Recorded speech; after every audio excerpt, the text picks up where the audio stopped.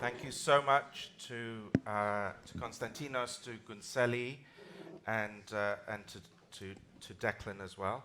We're going to straight into our penultimate session of the day, but also of the program, which we are calling the new face of you. And we're very excited about this because it sort of falls in the tradition of the Global Art Forum commissioning new work, and this is something that we take very, I think, seriously, but also in the spirit of, the sort of the unexpected things that make life wittier and better. And there's been a long list of publications, of artistic PowerPoints, of short films over the course of the Global Art Forum. And so we, last year at Y7, made a number of short films called Weather Reports. And this year we are very pleased to invite Zein Majali.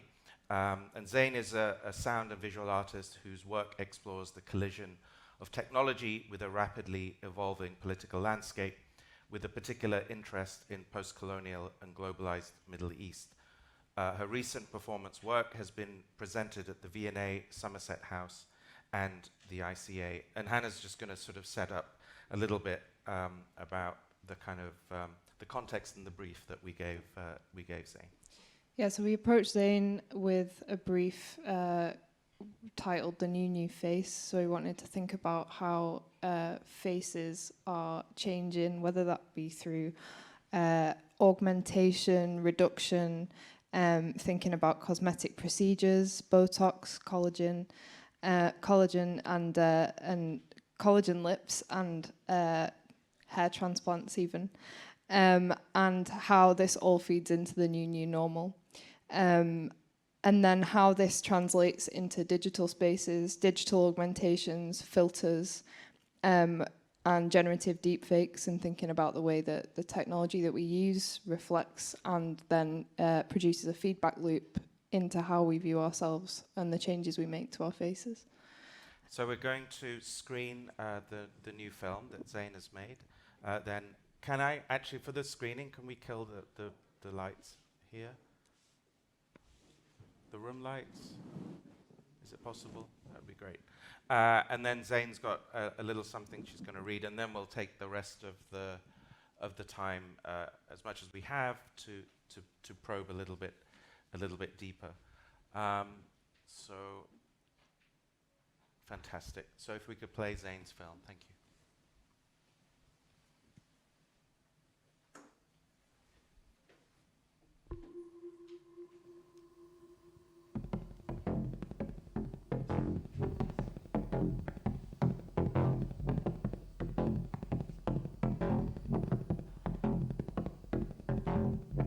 If you traveled back 500 million years ago to the Cambrian explosion, could you survive? We don't have a lot to work with. We basically have slime. Do you like slime? No, I'm gonna have to learn to like it.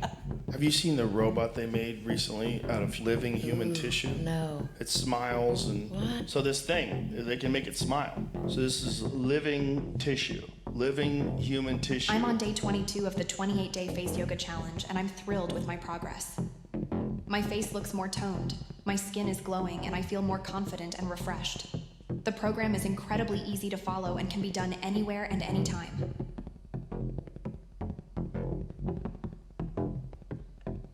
I got my 20-year-old face shape back. I did my morning shed and squeezed my lymph nodes dry. I'm on the floor and I'm gagging on this towel. It only takes 10 to 15 minutes a day. The movements are simple and easy to follow. My face feels lifted, more defined, and I'm feeling more like myself again.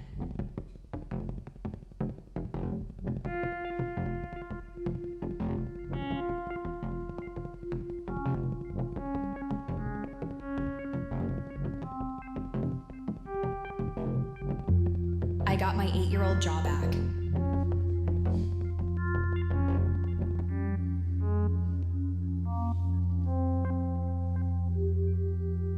Do I really have to answer? Yes.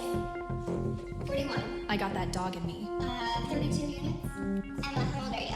22. How many If you're not optimizing, it's a skill issue. Sorry.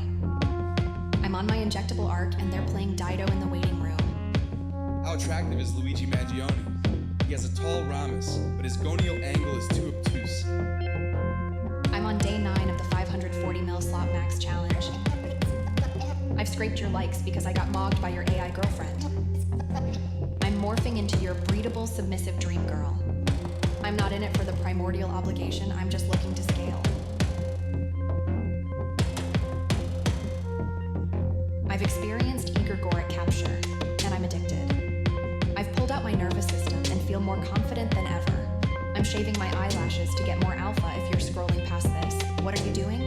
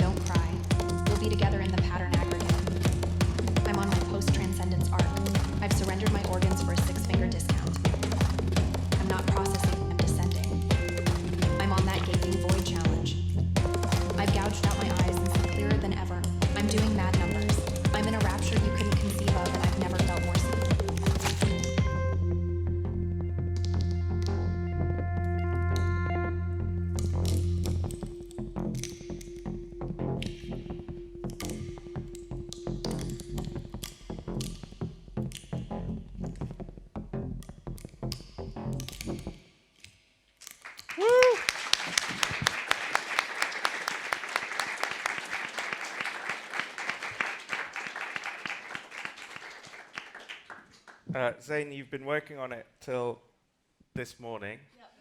Yep. In a post-wallet stolen fever dream. Yeah. How does it feel to see it on the big screen and hear it with the big speakers? I mean, I don't know. I guess now it's... I thought it wasn't landing, but it's kind of funny. I'm kind of into it.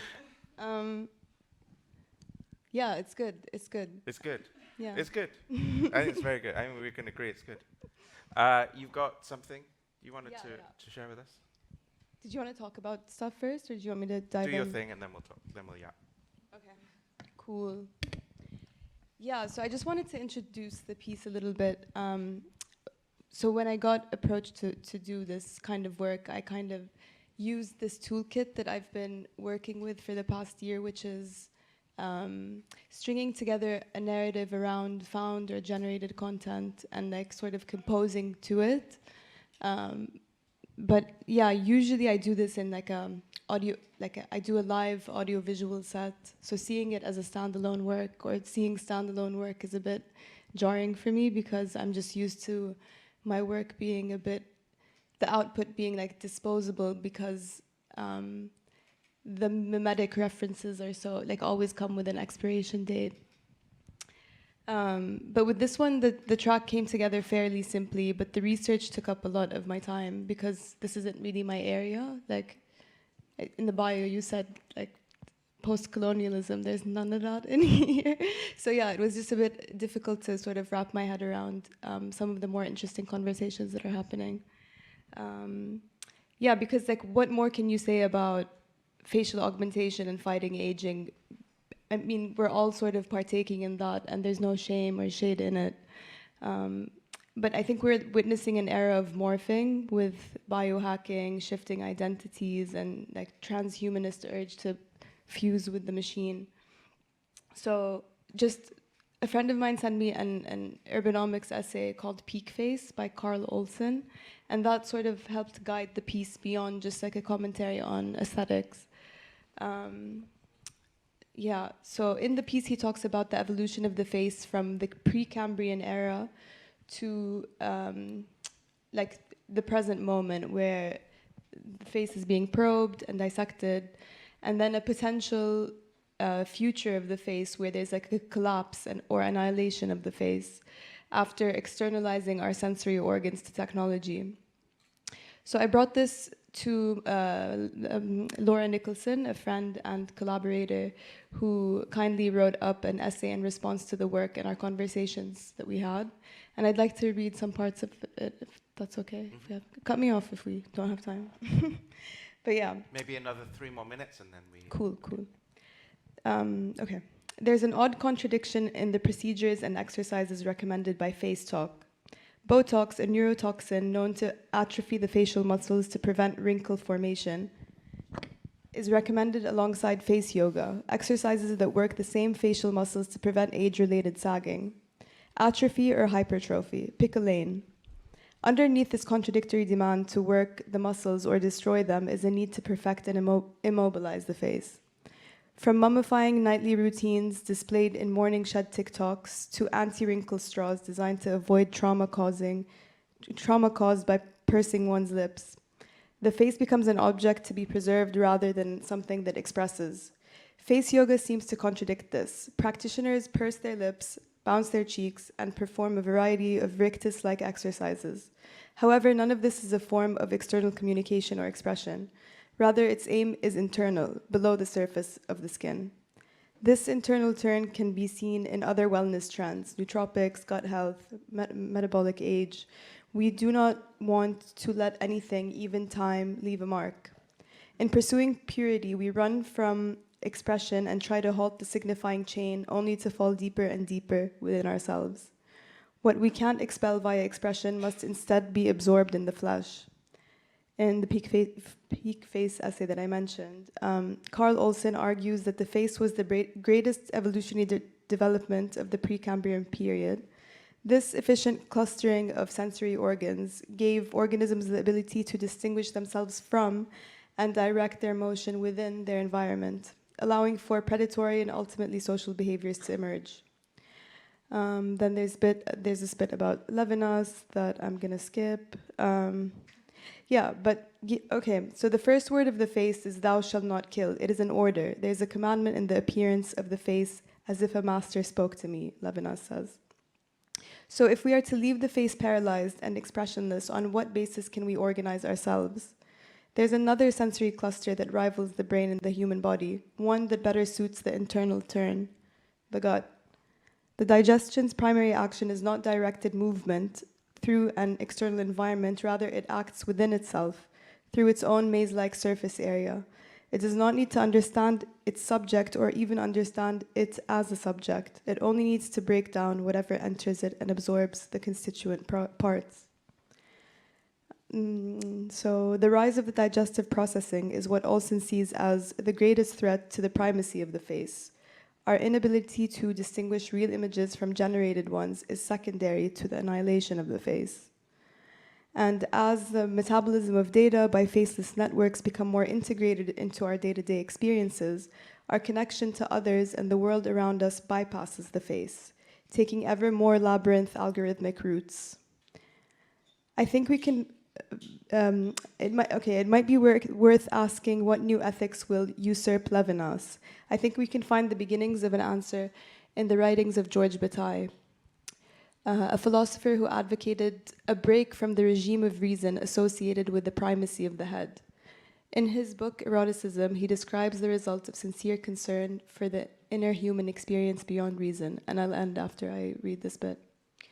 He says, it bestows a kind of divine or more accurately sacred significance on that excess and that harmony, our desire to consume, to annihilate, to make a bonfire of our resources, and the joy we find in the burning, the fire, the ruin, are what seem to us divine and sacred. They alone control sovereign attitudes in ourselves, attitudes that is to say which are gratuitous and purposeless, only useful for being what they are and never subordinated to ulterior ends." End quote. It is left to be seen, however, if the fire of the machine bears any relation to our own. Thank you.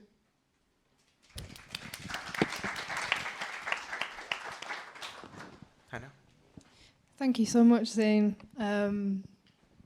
for sharing that and for making the film. I think one thing we both share as artists is in our approach to making work is using the tools that we use them kind of critically of themselves, and we really interrogate the tools that we use before we use them and while we use them. And I think in reference to this work and in reference to the text you just read out about like the digestive system, the digestion of data, I was thinking specifically about the faces that AI generates and how it's gone from being like this really grotesque, like abject horror, kind of like lobe core, like the horror in the machine, particularly pertaining to like women's faces, to then this kind of like paradigm that's been dictated by data sets trained on like anime women, very like clean, very youthful, very frictionless. And I wonder if you could speak about that in regards to how that then spills out into the IRL, like, or how this then makes us like reflect on our own faces through what we're generating. Yeah, I mean, we miss the style gown days. Things were much more interesting in the style gown days. Actually, I thought like it was a bit difficult to start making that with the newer AI tools, but it was a nice challenge because it's like, how can you access that like horror space without depicting it, you know? So the meat face guy was really useful in that, where you can use the frictionless to sort of push this this feeling. And I've never, I can't look at him anymore. And who's this, by the way? No. Which one? Oh, JD, our Vance. Yeah, I remember when you sent me the brief and we had, we were talking about JD Vance, and that was at the height of the JD Vance memes, and we're like, should we dip in? We're like, no, it'll probably be over by then. But it's been so fast that like JD Vance has become retro now. Yeah. But yeah, I think, your question is interesting, how it spills over to IRL. I'm not sure because there's always this feedback loop, I think. And I mean, in reference to the text that I just read, what interests me more is like the future and the annihilation of the face.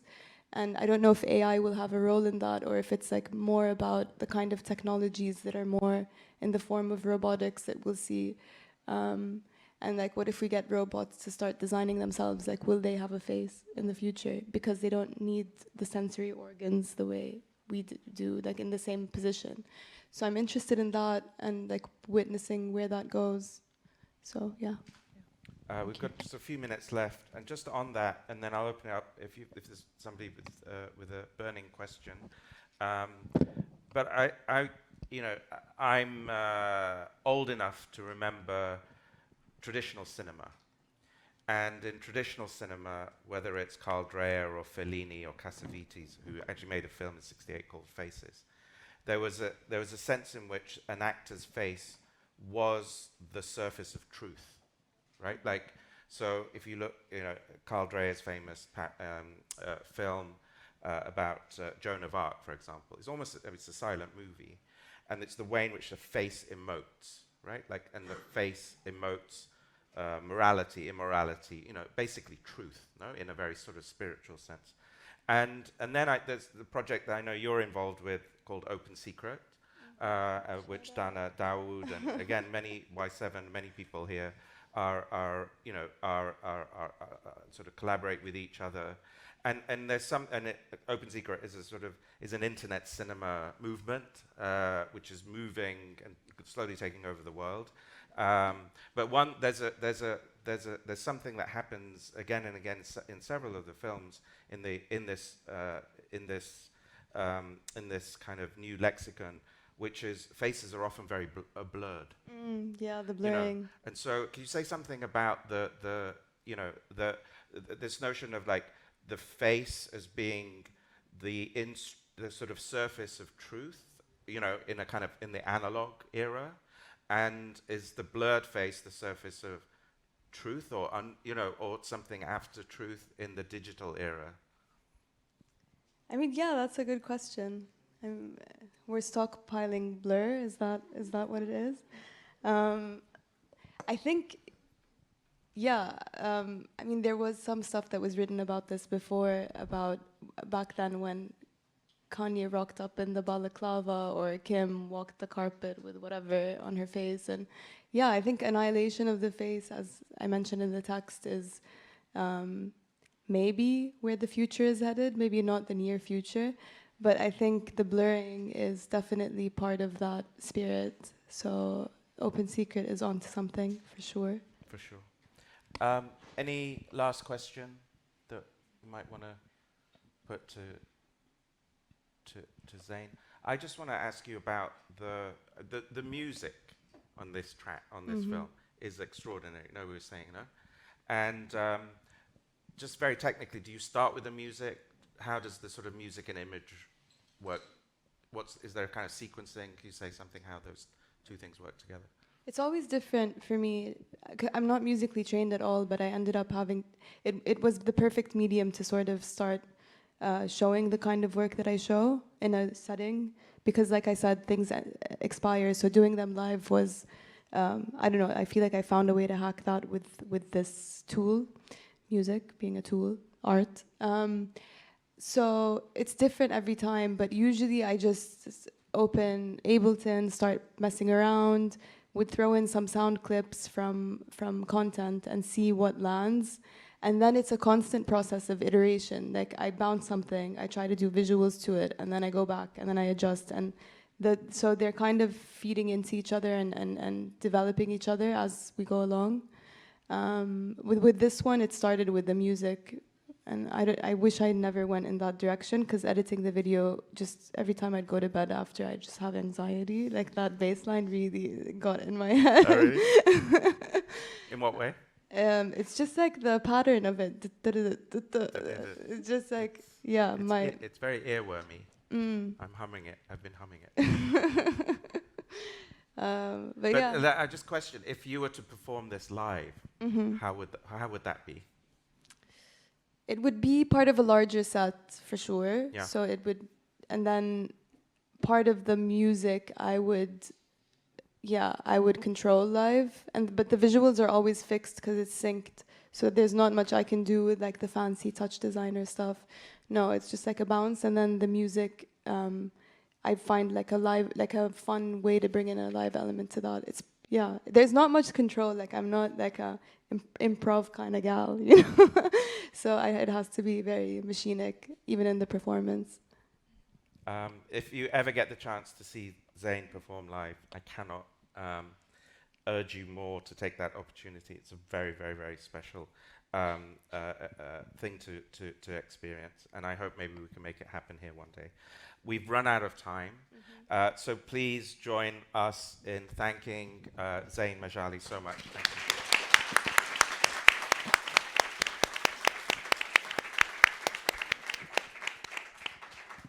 Bye-bye.